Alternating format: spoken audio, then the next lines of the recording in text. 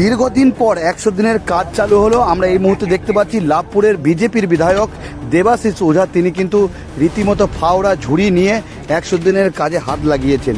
আমরা সেই ছবি সরাসরি দেখাচ্ছি। লাভপুর বিধানসভার 2 নম্বর পঞ্চায়েতের মানপুর গ্রামে একটি পুকুর খননের কাজ চলছে। সেখানেই লাভপুরের বিজেপির বিধায়ক তিনি কিন্তু 100 দিনের কাজে হাত লাগিয়েছেন এবং বিধায়ক সরাসরি তিনি অভিযোগ করছিলেন তৃণমূল সরকার যেভাবে দুর্নীতি করেছে এই 100 দিনের কাজে, এই 100 দিনের কাজ বন্ধ রাখা হয়েছিল।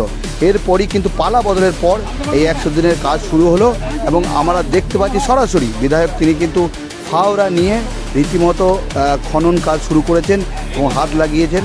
সেই ছবি দেখাচ্ছি সরাসরি এবং 125 দিনের এই কাজ শুরু হয়েছে বলে জানা যাচ্ছে। এবং আমরা দেখতে পাচ্ছি গ্রামবাসীরা রয়েছে, তারা রীতিমতো খুশি এবং সকলের মুখে আমি হাসি দেখতে পাচ্ছি এই ছবি। এবং প্রথম দিনেই প্রায় 30 জন শ্রমিক যারা 100 দিনের কাজে অংশ নিয়েছেন, সরাসরি সেই ছবি দেখাচ্ছি। লাভপুর বিধানসভার অন্তর্গত 2 নম্বর গ্রাম পঞ্চায়েতের মানপুর গ্রামের এই 100 দিনের কাজ শুরু হয়েছে এবং সরাসরি আমরা কথা বলবো, বিধায়ক কি বলছেন সেই বিষয়ে শুনবো। কাজ করার প্রবণতা মানুষের ছিল, কিন্তু নেতৃত্বের বা দলের ছিল না সেদিনকার।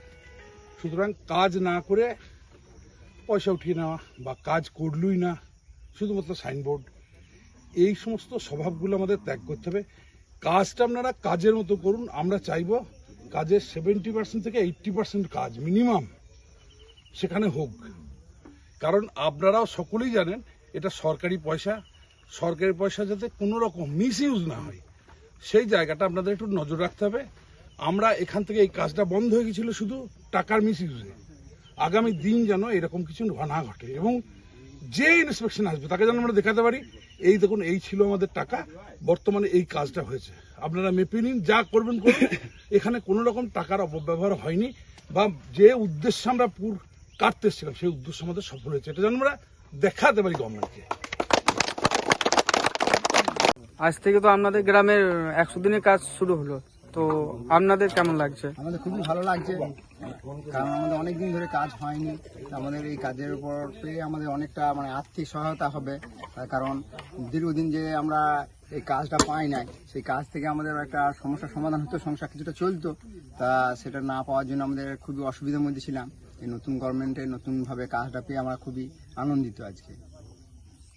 হ্যাঁ, আমাদের যে বিধায়ক দেবাশিস দা, তিনি আমাদের সঙ্গে সঙ্গে আছেন, এই জন্য আমাদের আরো ভালো লাগছে। আর তিনি একজন অত্যন্ত ভালো মানুষ, তাকে আমরা কাছে পেয়ে আমরা আরো গর্বিত।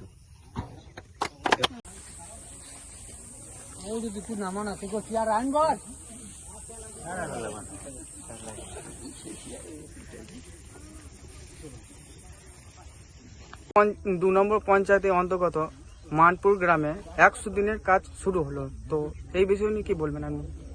আমরা অত্যন্ত আনন্দের সঙ্গে জানাই যে আমাদের এই এনআরজি এর কাজ দীর্ঘদিন যাবৎ বন্ধ আছে, কারণ এই এনআরজি কাজের প্রচুর পরিমাণ ঘোটালা ছিল, সেই জন্যে কাজ বন্ধ ছিল। টাকা পয়সার হিসাব আগের গভর্নমেন্ট দেননি এবং এই নিয়ে কাজটা বন্ধ হয়ে গেছিল।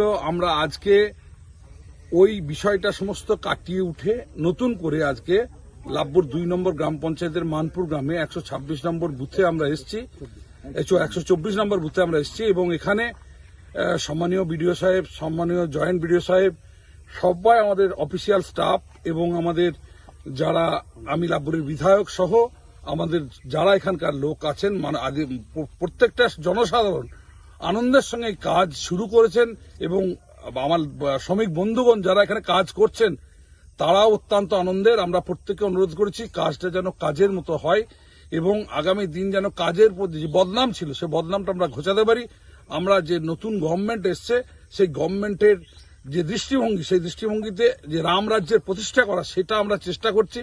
মানুষ শ্রম দিয়ে পয়সা পাক, আগের মতো বিনা শ্রমে কাজই হলো না, কোনো জায়গায় বোর্ড আছে কাজ নেই, এইরকম যেন না হয়।